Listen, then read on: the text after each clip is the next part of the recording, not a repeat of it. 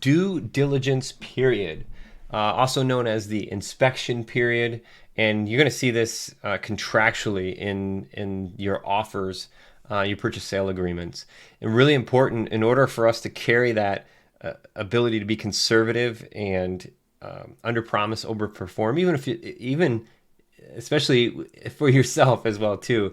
I always talk, as we perform for clients that way.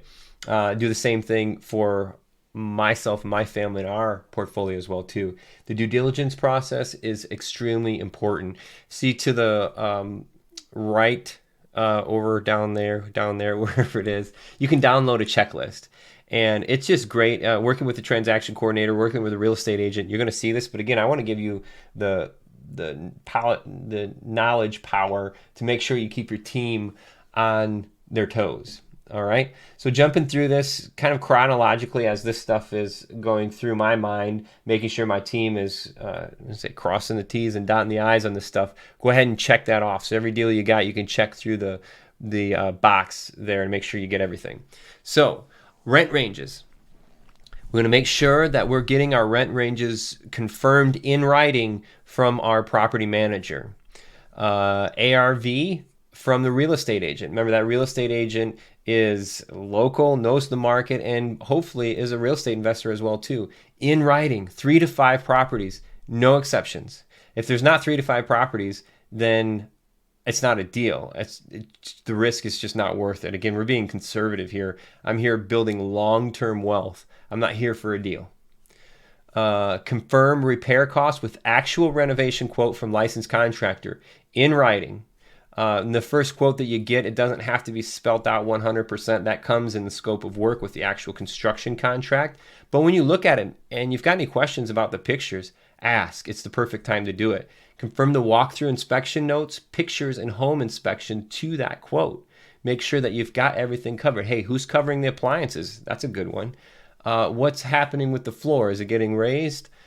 What about the demo? Is that in there? The house is trashed. Who's trashing it out? Who's doing the final clean? Those kind of things, as you start building a process with your team, it's just great questions to ask. Confirm all applicable taxes, local and city county, with the local and city county assessor. So what that means is the property taxes. In the markets we're in, we're pretty steady based off of the square footage of the house, the size of the house, the value of the house. We know where they're going to be. Some places even have websites where you can go and put the purchase price in there, and you can it'll figure out the taxes for you. But in your due diligence process, you've gotten your assumption in your offer. Make sure that you're confirming that in your due diligence. Same way with insurance, making sure that is covered as well too. Oh, yep, next line. Confirm cost of insurance with insurance provider. Standard coverage. Do I need flood? Do I need earthquake? Do I need high winds? Those are very, very important. And if you're asking those questions, that could make or break a deal. If I'm in a market and I have to have flood insurance, there goes my deal, right? So these are great things to confirm. If you get in the rhythm, my acquisition team is checking this stuff out front, but we're confirming in writing in the due diligence period. Loan terms from the lender. Match the anticipated close date. This is absolutely important, imperative right now, because we literally watched the interest rates double, more than double in the last 12 months. So with that type of market, if I'm BRRRR strategy, if I'm buying it, renovating it, renting it, and then refinancing it, I could be out 60 days, 45, 60, 90 days on this refi. The interest rates could have shot up a point and a half or something. A point and a half, that breaks your deal if you're tight, right?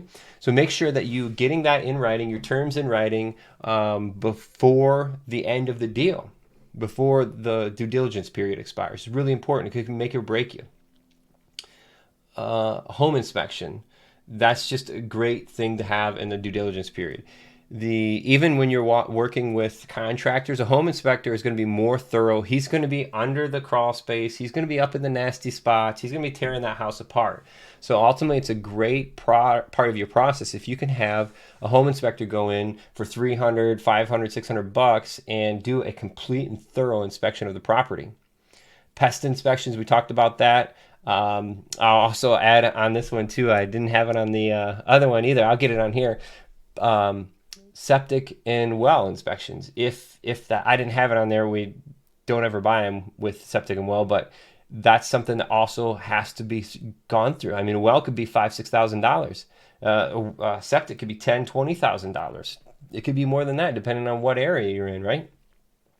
Zoning ordinance to confirmed plan usage, certifications required, etc. And I told you that story about the duplex up and down that kicked us right in the face. Planned usage, that's what that was about. Certifications required. Is this in an area that requires rental certifications? Grand Rapids, Michigan is one of those where you have to have rental certifications. That all should happen really quickly, right? Within the first 10 days, all of those things should happen. And that's the timeline. The 10-day inspection period in your due diligence period is when all of this stuff is happening. Sometimes we'll write offers with 24-hour inspection periods. That's when we've got our team together and we can really get through. Because you have to remember too, when you get your information, I need time to assess, judge, and make my decision inside of that time period as well too. So if it takes me, to tomorrow afternoon and I've got 24 hours, well, I don't have any time to think then. So I want to lay out a timeline that I have time to assess the information and make the decision in without cramping. The more contingencies you put in your offer, like I said, it makes your offer less attractive.